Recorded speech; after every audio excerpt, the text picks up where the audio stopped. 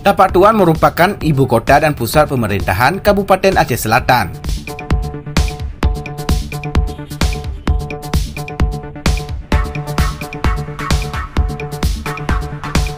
Tapak Tuan merupakan wilayah kota setingkat kecamatan yang juga dikenal dengan sebutan Kota Naga.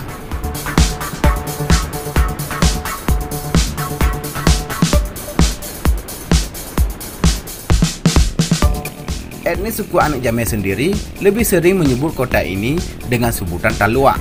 Kota ini mempunyai makanan khas yaitu Kue Pala, guys.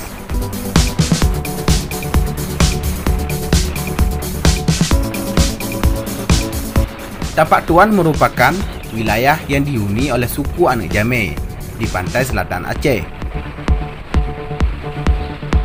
Hampir sebagian besar masyarakat di kota ini berasal dari suku Aneuk Jamee, guys.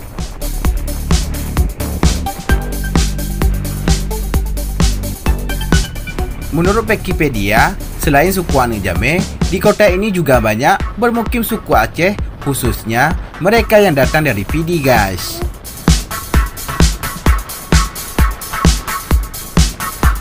Luas wilayah Kota Tapaktuan 92,6 km bujur sangkar, sedangkan kepadatan penduduk 242 jiwa per kilometer, guys.